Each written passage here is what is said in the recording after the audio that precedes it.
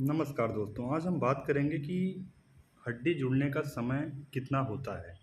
जैसे आप बच्चों की बात करें तो बच्चों में हाथ के जुड़ने का समय लगभग 3 वीक होता है, लगभग 3 सप्ताह। और अगर बच्चों में पैर की हड्डी टूट गई है तो उसके जुड़ने का समय लगभग 6 सप्ताह होता है।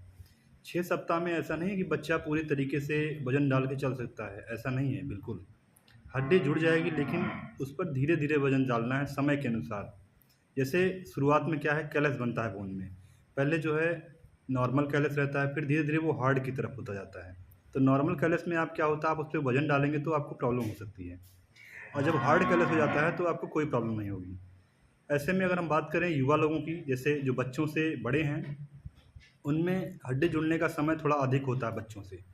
उनमें हाथ अगर टूट गया है तो लगभग 6 सप्ताह का समय लग सकता है, और अगर पैर टूट गया है तो लगभग 12 सप्ताह, मतलब लगभग 3 महीने कह सकते हैं आप।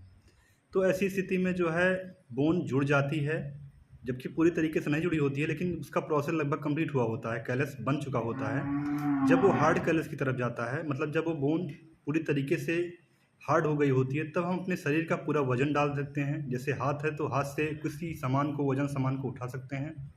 ऐसी स्थिति में हमें क्या चाहिए कि हम बहुत सावधानी से अपने कार्य को करें, जल्दबाजी में कोई भी निर्णय ना लें। ऐसा करने से क्या होगा कि हम फिर से भुक्तभोगी हो सकते हैं। ऐसी स्थिति में जो है हम अपने डॉक्टर का सलाह लें, जैसे समय समय पर एक्सरे करवाते रहें और देखते रहें कि हड्डी की प्रक्रिया कितना जुड़ी है, कितना नहीं जुड़ी है।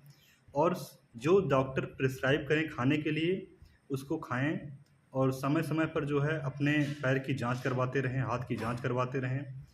और जैसे प्लास्टर लगा हुआ है, प्लास्टर हट गया तो इसका मतलब ये नहीं कि आपकी हड्डी पूरी तरीके से जुड़ गई है। प्लास्टर एक समय के बाद हटा लिया जाता है। उसके बाद क्या होता है कि आपको बताया जाता है कि धीरे धीरे उस पर अपने गर्म पानी से सिकाई करिए, तेल से मालिश करिए। क्या होता है कि हड्डी के साथ साथ आपकी मांसपेशियां भी चोटिल हो गई होती हैं। ऐसी स्थिति में उनको भी मूवमेंट देना ज़रूरी होता है, जिससे ब्लड सर्कुलेशन उनमें हो पाए और सावधानी से आप किसी भी कार्य को कर सकें हाथ से, और चलना है तो पैर से चल सकें। इसलिए हमें सभी चीज़ों को ध्यान में रख के किसी भी कार्य को करना चाहिए। और हम बात करते हैं कि कैसे हम अपने आप को बचाएं।